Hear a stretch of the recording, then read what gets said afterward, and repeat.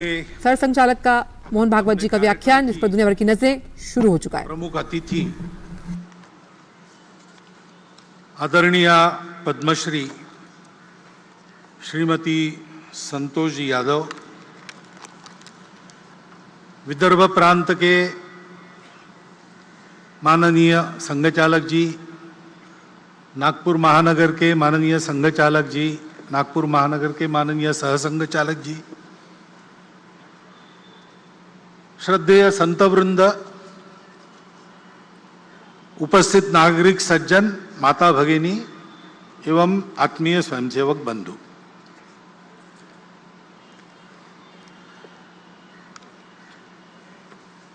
नौ दिन रात्रि शक्ति की उपासना करने के पश्चात विजय के साथ उदित होने वाली आश्विन शुक्ल दशमी के दिन हम अपने इस विजयादशमी उत्सव को संपन्न करने के लिए यहां पर उपस्थित हैं। शक्ति सारी बातों का आधार है। शक्ति शांति का भी आधार है। शुभ कामों को करने के लिए भी शक्ति चाहिए।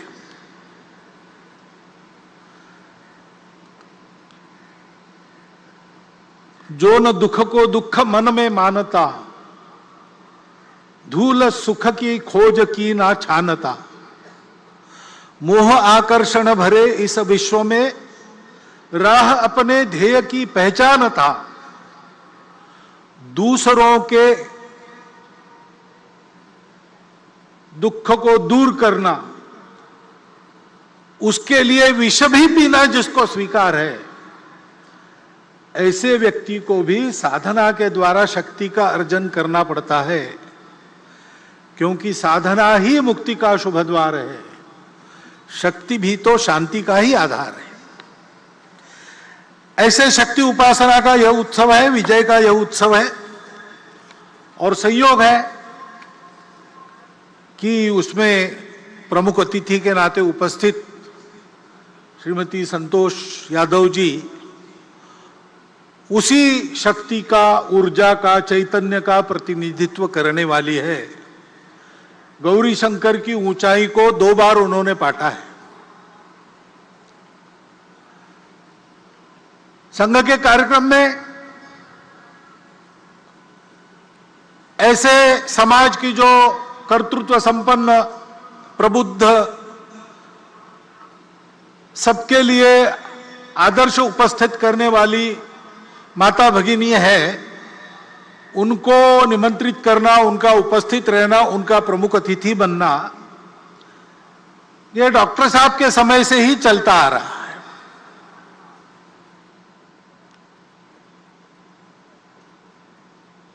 श्रीमती अनुसुयाबाई काले हमारे कार्यक्रम में आ चुकी है। उस समय भारतीय महिला परिषद, इंडियन वुमेन्स कॉन्फ्रेंस की उस समय की अध्यक्षा राजकुमारी अमृत कौर भी यहां के शिविर में आ चुकी है। दिसंबर 34 में शिविर हुआ था, उसमें भी अध्यक्षता ऐसी एक महिला ने की थी, और तब से चलता आ रहा है। इमरजेंसी के बाद अकोला शहर के भी एक उत्सव की अध्यक्षा, मैं वहां प्रचारक था उस समय, तो कुमुत्ताई रांगणेकर जी, औरंगाबाद की रहने वाली, उन्होंने विजयादशमी उत्सव का प्रमुख अतिथि पद भूषित किया था। क्योंकि संपूर्ण समाज को संगठित करना है, तो समाज तो दोनों से बनता है। हमारे यहां यह दृष्टि है,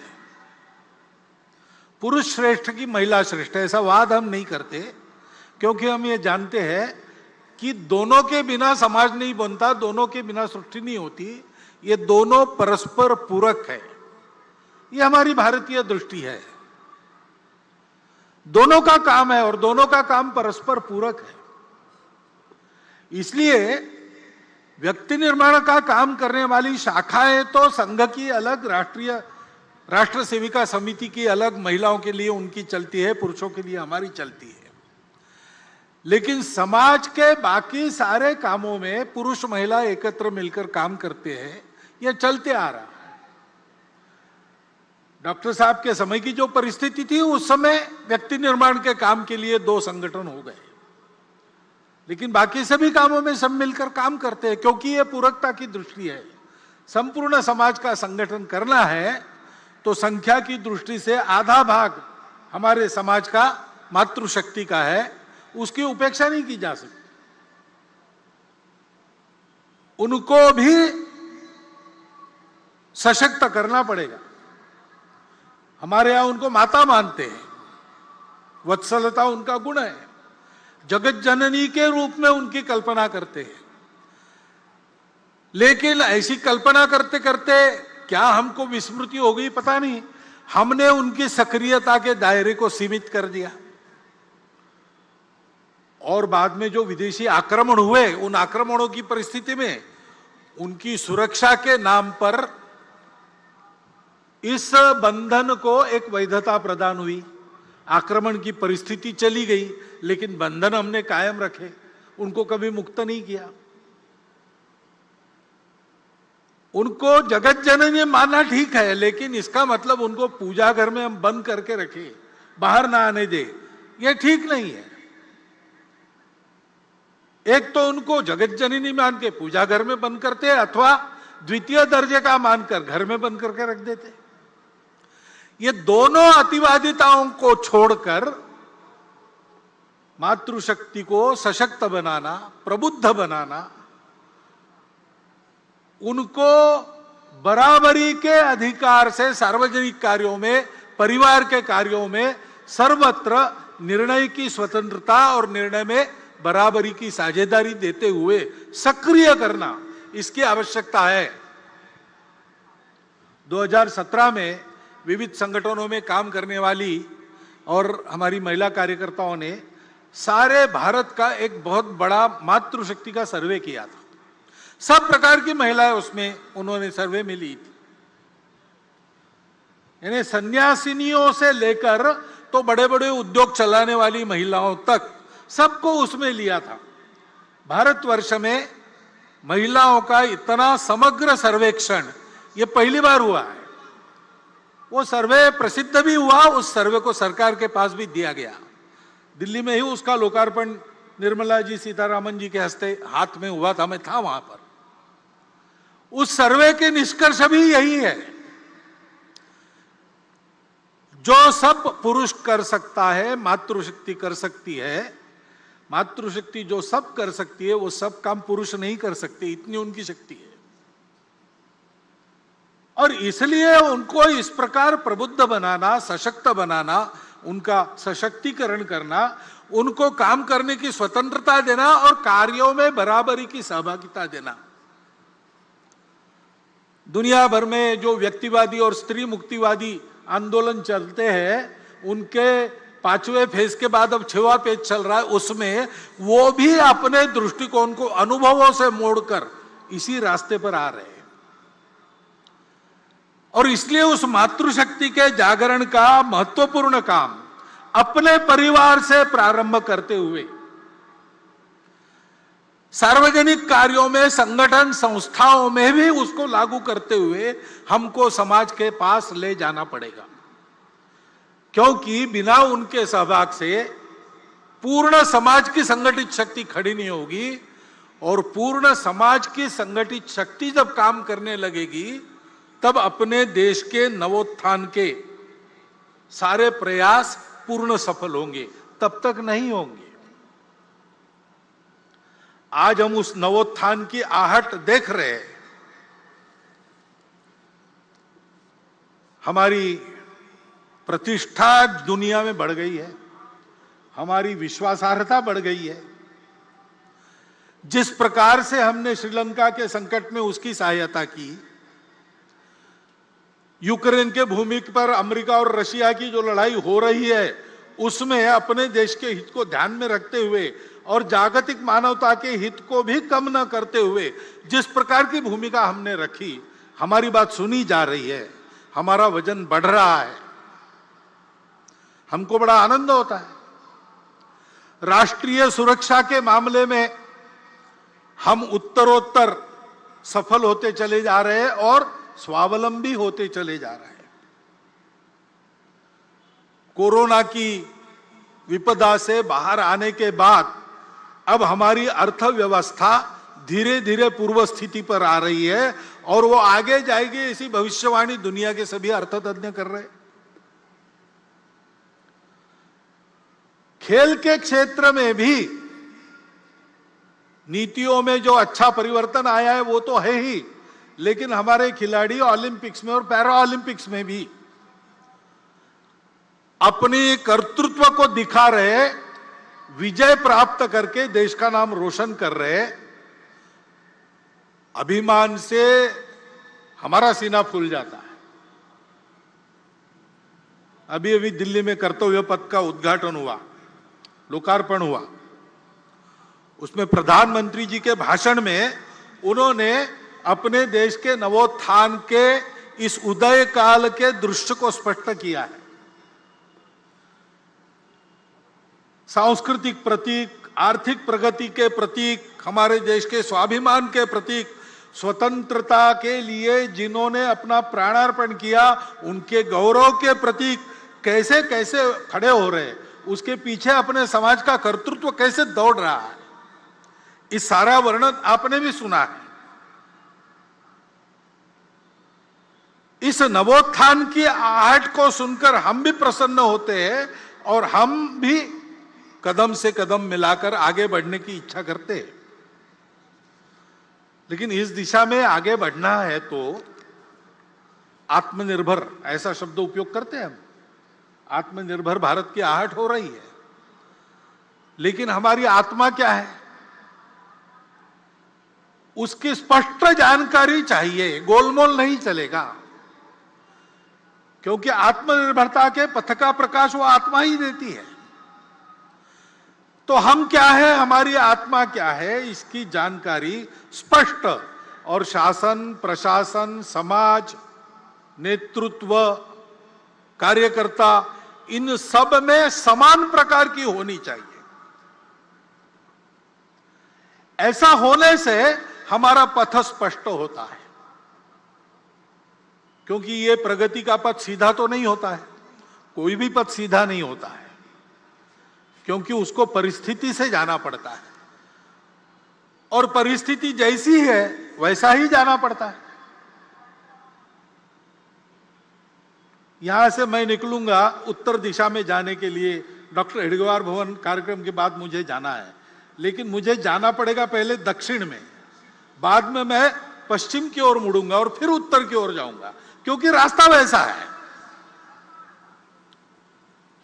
तो ये लचीलापन तो रखना पड़ता है। मुझे उत्तर में जाना है, बीच में पहाड़ हो, खाई हो, कुछ भी हो, मैं दिशा नहीं बदलूंगा। ऐसा करेंगे तो संकट में पड़ जाएंगे, कदाचित पहुंच नहीं सकेंगे।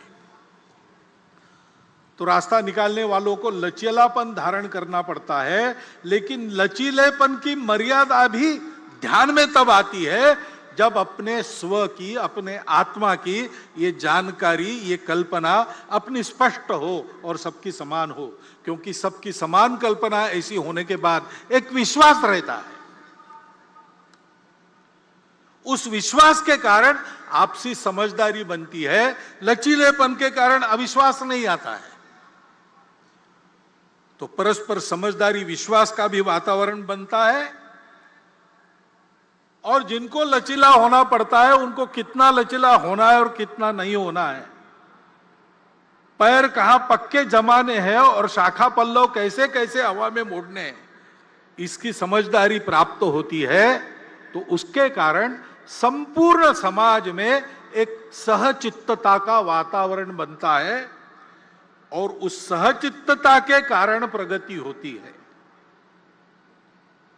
प्रत्येक व्यक्ति के और सामूहिक रूप से हमारे समाज के राष्ट्रीय चरित्र का ये महत्व, इसलिए हमारे संगठन मंत्र में उसको स्थान है। समानो मंत्र समिति समानी, समानम मनः सह चित्तमेशाम, समानम मंत्र अभिमंत्रमेवा। सब समान कहा है, चित्त अलग अलग हो सकता है, इसलिए वहां साथ मिलकर चलने का निश्चय यानी सहचित्तता, इसको बताया है। उस सहचित्तता के वातावरण में सबको साथ लेकर हमको चलना है। और जैसा मैंने कहा, चलना है तो चलते समय कठिनाई आती है, बाधाएं आती है। दो प्रकार की बातों से साधारणतः सावधान रहना पड़ता है। पहली बाधा तो हम खुद रहते हैं। गतानुगतिकता स्वभाव की वो बाधा उत्पन्न करती है। रूढ़ि प्रियता के कारण वो बाधा आती है। समय बदलता है, समय के साथ बहुत कुछ बदलता है। समय के साथ मनुष्य का ज्ञान भी बढ़ता है और अज्ञान के कारण कुछ बातों की समझ जो थी वो समाप्त होती है, उसके जगह दूसरी नई समझ आती है। उसके अनुसार चलना पड़ता है। लेकिन रूढ़िबद्धता इस बात को रोकती है। और उसके अनुसार चलना तो है, लेकिन बदलकर चलने के चक्कर में बहुत कुछ पहले अनुभव से जो चलते आ रहा है उसमें जो शाश्वत होता है, जैसे हमारी अतिथि महोदया ने बार बार सनातन संस्कृति का उल्लेख किया, वो जो सनातन शाश्वत संस्कृति के मूल्य है उनको छोड़ने से काम नहीं चलता। उसी बुनियाद पर नया युगानुकूल देशानुकूल प्रतिमानक कौन सा होगा, ऐसा विचार करके चलना पड़ता है। तो नित्य नूतन होना पड़ता है, लेकिन चिर पुरातन भी रहना पड़ता है। सनातन और नित्य नूतन ये साथ चलते हैं। बिना सनातन के नित्य नूतनता भटका देती है, कटी पतंग हो जाती है। और बिना नूतनता के, वो अंग्रेजी कविता प्रसिद्ध है, old order changeth yielding place to new, lest one good question should corrupt the world. परिवर्तन ये दुनिया का नियम है, उसके साथ चलना पड़ता है, लेकिन उसके साथ चलते चलते भटक न जाए, इसलिए सनातन पर पैर पक्के रखने पड़ते हैं। ये करने से मन की गतानुगतिकता हमको रोकती है। हमको उससे बाहर आकर अपने उस सनातन संस्कृति के मूल्यों का युगानुकूल देशानुकूल अभिव्यक्ति करने वाला रूप क्या है, संपूर्ण दुनिया से जो आता है उसमें भी लेने लायक क्या है, उसको देशानुकूल कैसे बनाते हैं, ऐसा विचार करना पड़ेगा। दूसरे प्रकार की जो बाधा है, सनातन मूल्यों का क्षरण न हो, ये देखकर चलते समय और भी एक बाधा है, वो बाहर से आती है, जो भारतवर्ष की प्रगति को होने नहीं देना चाहते। उसलिए भारतवर्ष के समाज में किसी प्रकार का सद्भाव सामंजस्य जो नहीं चाहते, जिनके स्वार्थों को मार मिलेगी ऐसा उनको डर लगता है, ऐसा होने से वो सारी शक्तियां बाधा उत्पन्न करती है।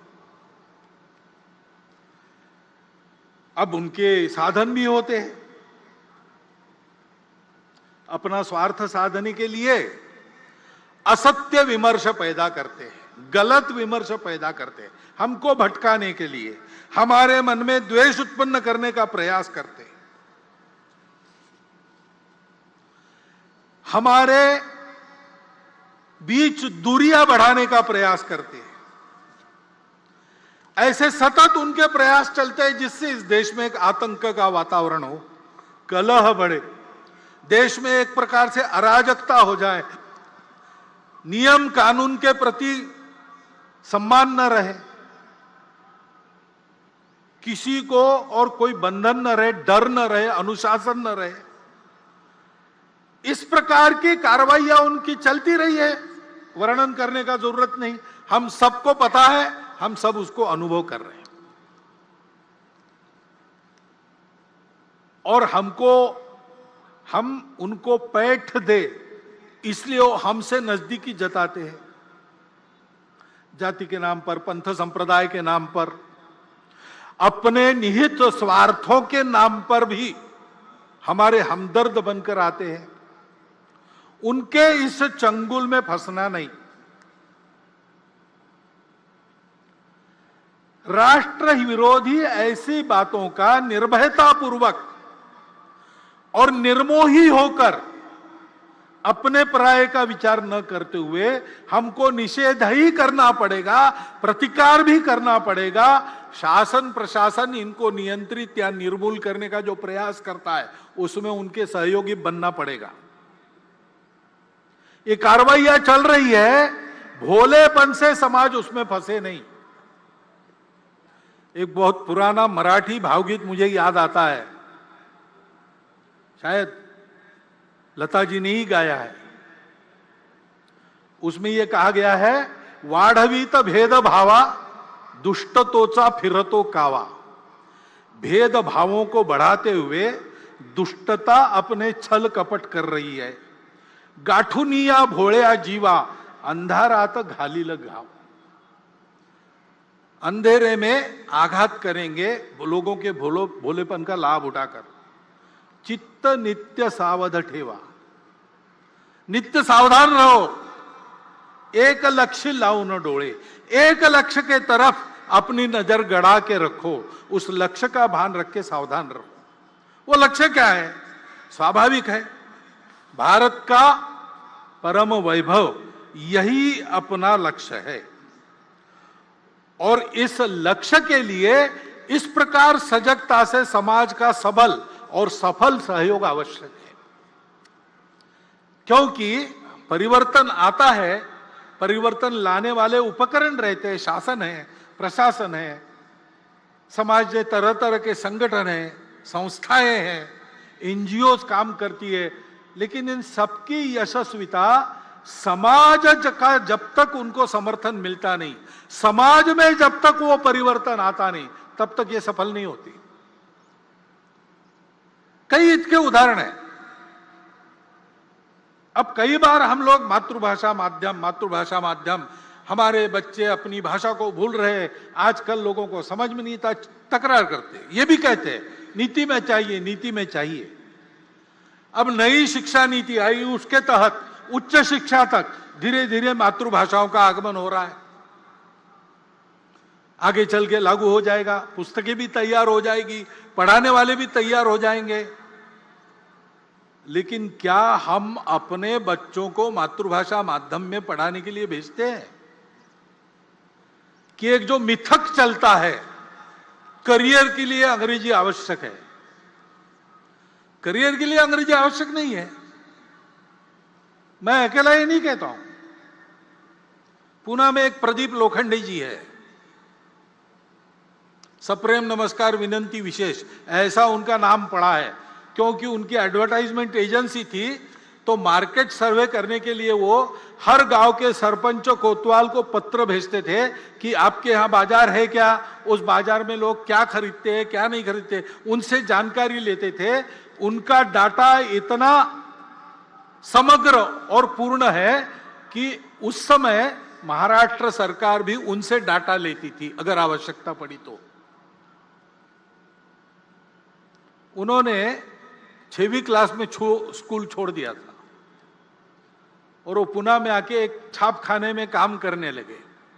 करते करते उन्होंने अपनी शिक्षा भी की, बीकॉम हुए, अपनी एडवर्टाइजमेंट एजेंसी निकाली और इतने बड़े हो गए। वो मुझे मिले थे, वो भी यही बता रहे थे। वो कह रहे थे, भागवत जी आप भाषण करते हो, जो बड़ा प्रकाशित वगैरह होता है, तो आप एक बात कहो भाषण में, ये बताओ कि अंग्रेजी करियर के लिए आवश्यक नहीं है। करियर जिससे बनता है वो बातें अलग होती है। और आज देखेंगे तो मूर्धन्य अपने देश के जिस क्षेत्र में जितने व्यक्ति है, लगभग सब लोग 80% मैट्रिक तक तो मातृभाषा में ही पढ़े। ऐसा होने के बाद भी और शासन की नीतियां इस ओर आने के बाद भी अगर हम अपने बच्चों को मातृभाषा में पढ़ाने वाले स्कूलों में नहीं भेजेंगे तो क्या वो नीति यशस्वी होगी? और केवल मांग करने से होगा? मातृभाषा की चर्चा तो हम बहुत करते हैं, क्या सब जगह अपने हस्ताक्षर हम अपनी मातृभाषा में करते हैं? क्या हमारे घर पर जो नाम फलक टंगा है, नेम प्लेट, उस पर हमने अपना नाम, अपने कुल का नाम मातृभाषा में लिखा है? अपने घर के कार्य प्रसंगों के निमंत्रण हम भेजते हैं, अपने परिचित मित्र लगभग सब 90% तो भारत के ही होते हैं, रिश्तेदार भी भारत के ही होते हैं, क्या वो हम अपनी मातृभाषा में उनको भेजते हैं? अपने से जब ये परिवर्तन समाज करता नहीं, तब तक मातृभाषा की नीति कैसे सफल होगी? शिक्षा नीति में, और हम कहते हैं संस्कार आजकल नहीं मिलते, संस्कार आने चाहिए, सुसंस्कृत देशभक्त नागरिक बनने चाहिए, लेकिन अपने पाल्यों को स्कूल में भेजते समय हम क्या बताते हैं? ऐसा पढ़ो कि अधिक कमाओगे, ऐसा बताते हैं कि ऐसा पढ़ो कि देश के उत्तम नागरिक बनोगे, ऐसा बताते हैं। पाल्यों को अगर हम ये मंत्र देकर भेज रहे कि कुछ भी करके अधिक कमाने वाली डिग्री लो, तुमको उस डिग्री का ज्ञान लेने की इच्छा हो ना हो, मन के विरुद्ध पैसा पैसा पैसा पैसा ऐसा होने के लिए तुमको वही करना चाहिए, जब तक ये अभिभावक पढ़ाते तब तक छात्र कैसे देशभक्त सुसंस्कृत नागरिक बनेंगे? वो तो पैसा कमाने वाली मशीन ही बनना चाहेंगे। शुरू समाज से होती है सारी बातें। संस्कार भी समाज में, घर में अभिभावक देते हैं, सामाजिक आयोजनों में और माध्यमों के द्वारा, जननेताओं के द्वारा संस्कारों का वातावरण होता है। केवल विद्यालय महाविद्यालयीन शिक्षा में संस्कार नहीं मिलते। हमको परतंत्र बनाने वाली शिक्षा जब शासन के संपूर्ण आशीर्वाद से लागू थी स्वतंत्रता के पूर्व, तो हमारे स्वतंत्रता के लिए हमारी सनातन संस्कृति के आधार पर नए भारत की कल्पना करके संघर्ष करने वाले सबके सब लोग उसी शिक्षा पद्धति में से निकले। लोकमान्य तिलक कहां पढ़े थे? गुरुकुल में नहीं पढ़े थे। महात्मा गांधी गुरुकुल में नहीं पढ़े थे। योगी अरविंद गुरुकुलों में नहीं पढ़े थे। डॉक्टर हेडगेवार की शिक्षा अंग्रेजी पद्धति से हुई थी। लेकिन ये सब लोग देशभक्त सुसंस्कृत लोग क्यों बने? तो केवल स्कूली शिक्षा पे निर्भर नहीं थे। घर का वातावरण, समाज का वातावरण, इसके कारण उनके संस्कार बने। समाज का यह दायित्व बनता है, प्रत्येक परिवार का जो समाज की छोटी इकाई है उसका यह दायित्व बनता है। वहां परिवर्तन नहीं आएगा तो कैसे शिक्षा नीति संस्कार लाने में सफल होगी? दूसरी ऐसी स्वास्थ्य की आवश्यकता रहती है। हम चाहते हैं, हमारा प्रस्ताव भी है, आप सबकी इच्छा है कि सबको सुलभता से मिले, सस्ते में मिले, और समग्र विचार करके, सभी पाखियों का विचार करके जिसको जो लागू होता है ऐसा देने वाली, एक शब्द चलता है प्लूरोपैथिक, ऐसी चिकित्सा पद्धति, ऐसी चिकित्सा व्यवस्था सरकार करे। ठीक है, लेकिन स्वास्थ्य केवल उपचार पर निर्भर नहीं रहता। बीमार होने पर उपचार की बात है, बीमार न होने के लिए कुछ करना पड़ता है। इलनेस की व्यवस्था हमारी अपेक्षा ठीक है, लेकिन वेलनेस का काम हमको भी करना पड़ता है। अब सरकार के नीति के कारण और उनके आशीर्वाद से भी योग की बात रूढ़ हो रही, सब लोग योगासन करें ऐसा प्रयास चल रहा है। संयम की आदतें, सार्वजनिक स्वच्छता की आदतें, इन सारी बातों में शासन की नीति तो अग्रसर हो रही। हमारी आदतें बदली है क्या? हम अपना कचरा कहां पर डालते हैं? हम अनावश्यक कचरा करते हैं क्या? अपने पर्यावरण को, अपने घर के परिवेश को स्वच्छ रखते हैं कि नहीं रखते? हमारी स्वयं की आदतें स्वच्छता की है कि नहीं? कितनी बातें सोचनी पड़ेगी। समाज जब तक सहयोग नहीं करता, व्यवस्था यशस्वी नहीं होती। केवल डॉक्टर अंबेडकर साहब ने कहा था कि संविधान के द्वारा सबको आर्थिक स्वतंत्रता और राजनीतिक स्वतंत्रता का लाभ हुआ है, परंतु वो पूरा का पूरा मिले, अमल में आए, इसलिए सामाजिक स्वतंत्रता की आवश्यकता है और वो समाज की लानी पड़ेगी। कानून नियम तो बने, बाद में भी बने और आज भी बन रहे हैं। समाज में विषमता का निर्मूलन हो और समता को लाया जाए, यह उद्देश्य बताकर, यह उद्देश्य बनाकर भी नियम कानून तो बन रहे हैं, लेकिन विषमता रहती कहां है? विषमता तो हमारे आपके मन में रहती है। ऊपर ऊपर का इलाज होने से क्या होगा? अंदर तो नासूर सड़ता रहेगा, और इसलिए मन से उसका निर्मूलन होना चाहिए। समाज मन से विषमता चली जानी चाहिए, उसके लिए हम सबको काम करना पड़ेगा। मैं और मेरा कुटुंब, इसके मित्र, हमारे आसपास समाज में जितने प्रकार बाकी लोग मानते हैं, जाति मानते होंगे, भाषा मानते होंगे, पंथ संप्रदाय मानते होंगे, सब में मेरे अपने मित्र रहेंगे, जिनका मेरे घर और मेरा उनके घर आना जाना रहता है। सब वर्गों में ऐसे कुटुंब हमारे कुटुंब के मित्र रहेंगे, जिनके यहाँ हमारा आना जाना, उनका हमारे यहाँ आना जाना, उठना बैठना, खाना पीना, ऐसे संबंध है। और सामाजिक स्तर पर कम से कम मंदिर, पानी, स्मशान सबके लिए एक हो। छोटी मोटी बातों को लेकर आपस में झगड़ा ना हो। ये घोड़ी चढ़ सकता और वो घोड़ी नहीं चढ़ सकता, ऐसी मूर्खतापूर्ण बातें अब समाज के आचरण से चली जाए, इसका प्रयास करना पड़ेगा। यह प्रयास समाज में होगा, हम सब लोग करेंगे, संघ के स्वयंसेवक करेंगे, समाज के सुबुद्ध नागरिक करेंगे, तब तो विषमता का निर्मूलन होगा और आर्थिक और राजनीतिक स्वतंत्रता प्रत्येक व्यक्ति तक पहुंचाने वाली सामाजिक स्वतंत्रता का लाभ हमको होगा। यह हम सबको करना पड़ेगा।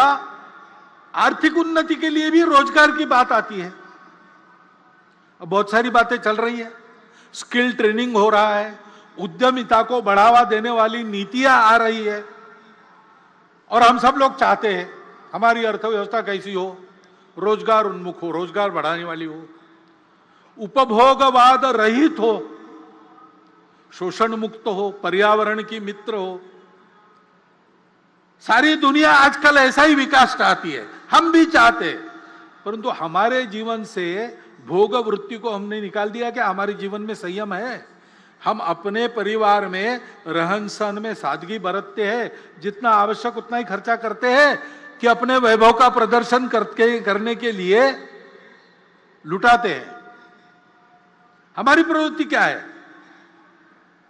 हम इसकी चिंता करते हैं कि नहीं कि मेरे करने में, मेरे अपने लिए कमाने में किसी का शोषण न हो। योग कर्मसु कौशलम गीता में कहा है, और तथागत ने कुशलस्य उपसंपदा कहा है। वो कुशलता ये है, अपना जीवन चलाना, दूसरे किसी के जीवन को हानि बिना पहुंचाए। ये हमारी परंपरा है। क्या हमारे जीवन में वो आई है? बीच में चली गई, हम स्वार्थी बन गए। उस स्वार्थ को अपने मन से हटाकर हमने इस आचरण को अपनाया नहीं, तो शोषण मुक्त अर्थव्यवस्था कहां से आनी? रोजगार यानी केवल नौकरी, और नौकरी के पीछे ही भागेंगे, और वो भी सरकारी हो, और बने तक मेरे घर के पास हो ऑफिस।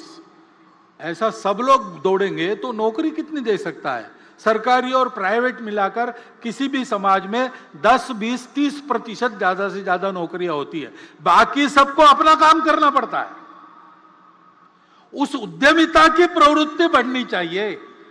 स्टार्टअप्स वगैरह सरकार शुरू कर रही, सरकार उसको प्रोत्साहन दे रही, लेकिन हमको उधर जाना चाहिए। हम करते हैं तो होता है।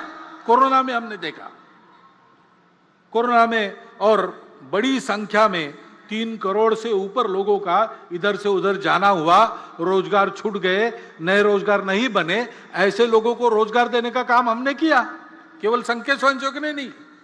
कोई एक संगठन, एक सरकार, एक नेता नहीं कर सकता, लेकिन उस समय सब लोग इकट्ठा आ गए।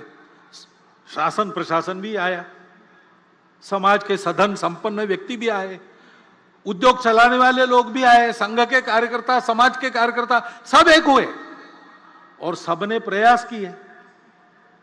तो मिल गया काम लोगों को।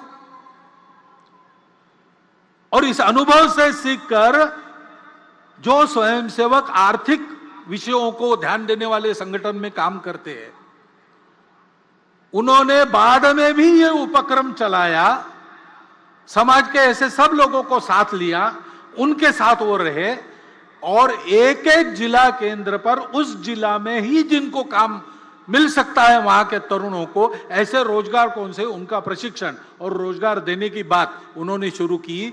350 जिलों में ये काम शुरू हो गया है, सब जिलों में शुरू होगा, और अभी तक बड़ा उल्लेखनीय रोजगार देने का काम उनके द्वारा हुआ है। आंकड़े मेरे पास नहीं है, नहीं तो मैं बताता, लेकिन ये मुझे मालूम है कि 350 जिलों में जिला केंद्र से ये काम शुरू हो गया है। ये हम अगर करेंगे नहीं तो अकेली सरकार और प्रशासन कितना रोजगार बढ़ा सकते? रोजगार लघु उद्योगों में, सहकारिता में, कृषि में सबसे ज्यादा होता है। ये तो अधिकांश सारे समाज के हाथ में है। समाज अगर ध्यान नहीं देता तो ये होता नहीं है। बार बार समाज समाज समाज, ये मैं क्यों कह रहा हूं? सरकार को उसके दायित्व से मुक्त करना मैं नहीं चाहता हूं, और हमको मुक्त नहीं करना है, उस पर नजर रखनी है, ठीक करते हैं कि नहीं अपने दायित्व को पूरा। जनता का यही काम है। परंतु वो अपना दायित्व पूरा करेंगे तो भी अगर समाज नहीं करता तो उनकी बातों का यश नहीं आने वाला, क्योंकि सब बातों का कारण समाज है। उस समाज में यह परिवर्तन लाना पड़ेगा। समाज बड़ा विशाल है, कुछ लोग उससे भी डरते, इतनी बड़ी जनसंख्या है, पहले उसको कम करो नहीं तो कुछ नहीं होगा। यह वाक्य पूर्ण सत्य नहीं है।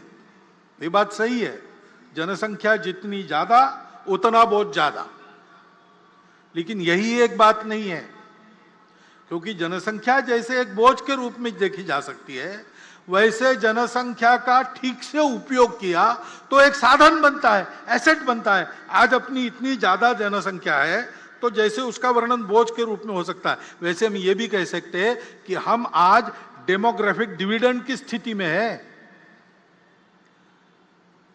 57 करोड़ युवाओं की संख्या किसी दुनिया के देश में नहीं है। चीन हमारा पड़ोसी बूढ़ा हो चुका है, हम जवान रहने वाले 30 साल तक।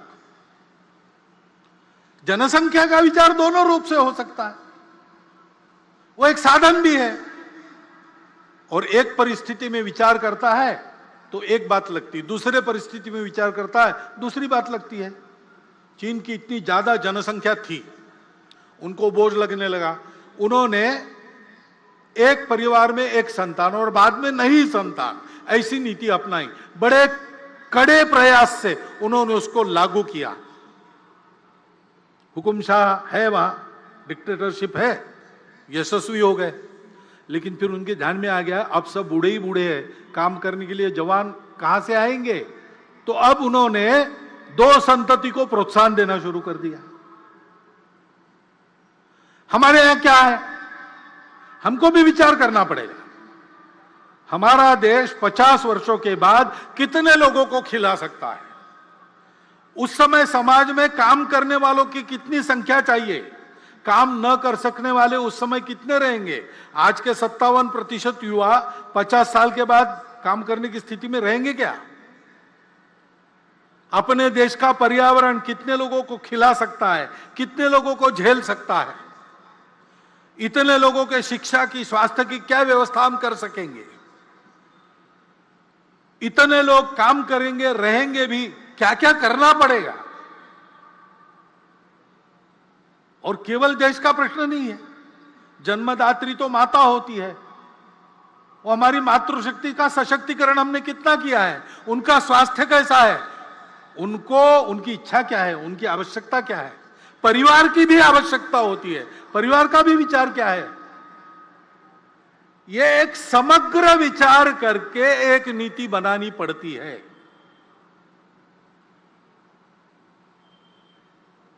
हमने ऐसी नीति बनाई, कुछ वर्षों पूर्व भारत सरकार ने बनाई, और 1 ऐसा एवरेज संतान, हमने उसको इतनी अच्छी तरह लागू किया, दुनिया को भी ये उम्मीद नहीं थी, वो आश्चर्य कर रही है। उससे भी नीचे हम आ गए 2 तक। लेकिन बहुत नीचे आना भी गड़बड़ होता है, क्योंकि घर के बच्चों को सामाजिक व्यवहार का प्रशिक्षण परिवार में मिलता है। परिवार में संख्या चाहिए, अपने बराबरी के भी 2-3 लोग चाहिए, ऊपर के भी चाहिए, नीचे के भी चाहिए। तो सबसे बात कैसे करना, सामाजिक संस्कार कैसे होता है, अपने अहंकार को कैसे संयमित करना पड़ता है, ईगो मैनेजमेंट कैसी करनी पड़ती है, ये सारी बातें सीखनी पड़ती है। उसके लिए परिवार की संख्या भी चाहिए।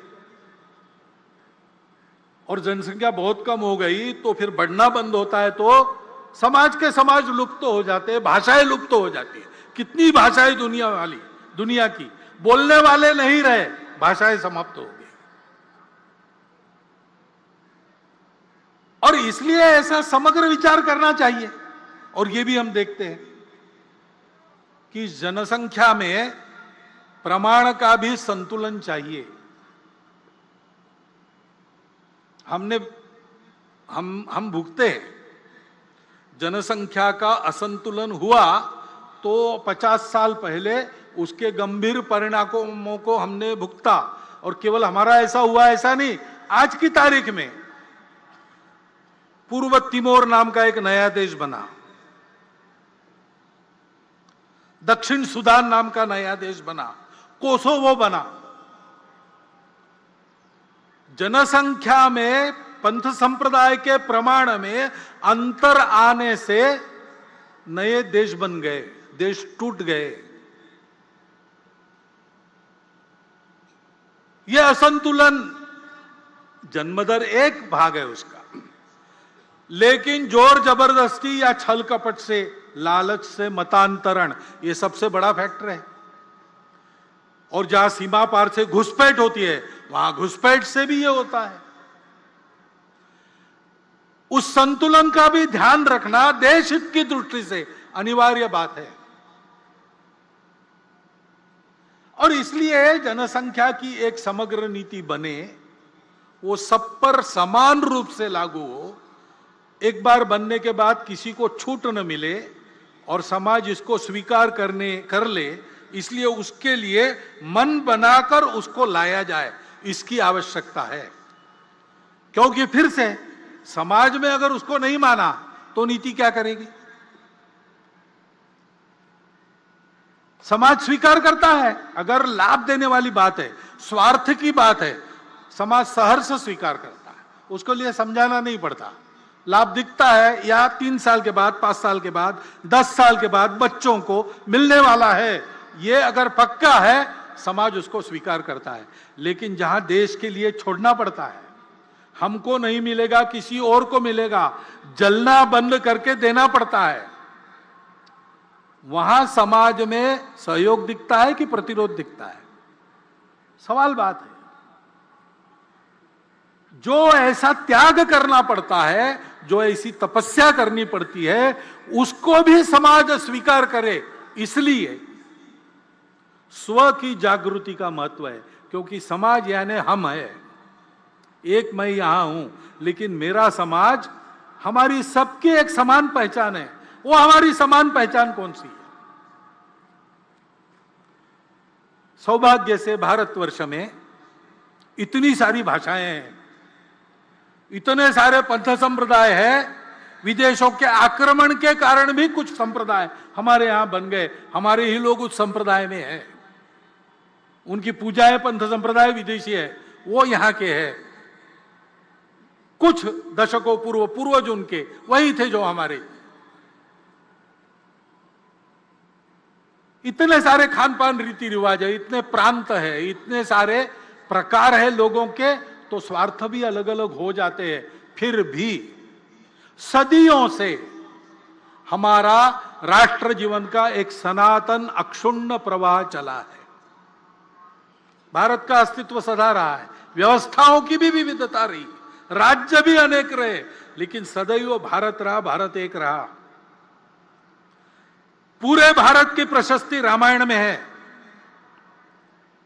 पूरे भारत की प्रशस्ति बाद के महाभारत में है।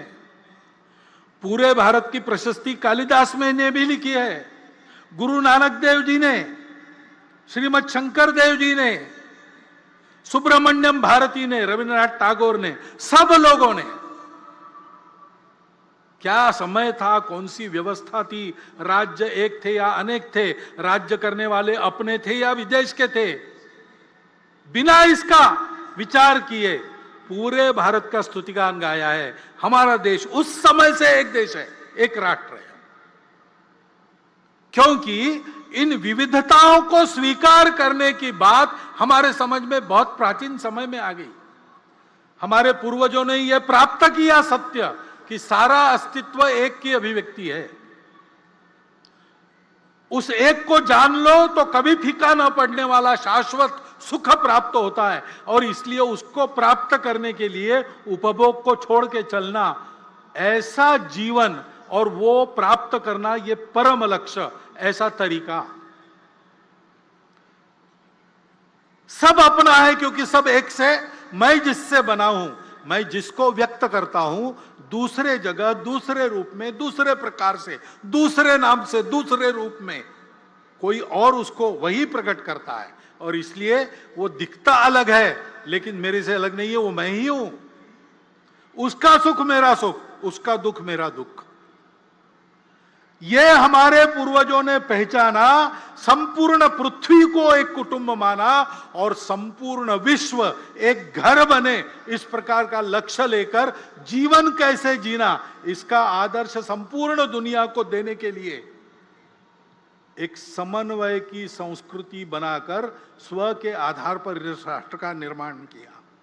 वो संस्कृति, वो हमारे पहचान का पहला आधार है, वो हमारे राष्ट्रीयता का पहला आधार है, जिसको बार बार सनातन सनातन कहा हमारे प्रमुख अतिथि महोदया ने। वह हमारी चलती हुई भारतीय संस्कृति, खान पान, रीति रिवाज वगैरह ऊपर की बात है, आचार धर्म है, वो बदलते रहता है, लेकिन मूल्य समान है, क्योंकि इस सत्य के वो है, वो कोई कल्पना नहीं है, थियरी नहीं है, उस सत्य को साक्षात किया, वो सत्य सदा विद्यमान रहता है। उसके आधार पर हमने कहा कि धर्म से चलो। क्या धर्म है? सत्य, करुणा, शुचिता, तपस, बस 4 बातें। बाकी किसकी पूजा करना, किधर पैर करके सोना, कौन सा कपड़ा पहनना, कब क्या खाना पीना, आचार धर्म है, देश काल परिस्थिति के अनुसार बदलता है। जो चलता है वो रखो, जो बदलना है वो बदलो, परंतु जो भी करोगे, जिस किसी नाम रूप से करोगे, वो सत्य होना चाहिए, सत्य से मेल खाने वाला होना चाहिए, उसमें सबके प्रति करुणा चाहिए, संवेदना चाहिए, अंतर्बाह्य शुचित्व धारण करके तुम ये विचार करोगे तो ये करुणा संभव है, ये सत्य संभव है, और उसके लिए तुमको तपश्चर्या करनी पड़ेगी। ये 4 जिसमें नहीं है, इस 4 में से एक का भी अधिक्षेप या तिरस्कार जिस बात में होता है वो अधर्म है, चाहे वो चलता आया हो। इसलिए अस्पृश्यता अधर्म है, जात पात की विषमता भेद अधर्म है, कहीं भी लिखा हो। इसमें सत्य हम सब एक है, इसका अधिक्षेप होता है। इसमें परस्पर संवेदना करुणा का अधिक्षेप होता है। इसमें तन मन की शुचिता का अधिक्षेप होता है, और इसमें तपस की प्रतिष्ठा कम हो जाती है। और कुछ नहीं, बस इतना चाहिए, बाकी आपकी मर्जी, इसके बाहर नहीं जाना।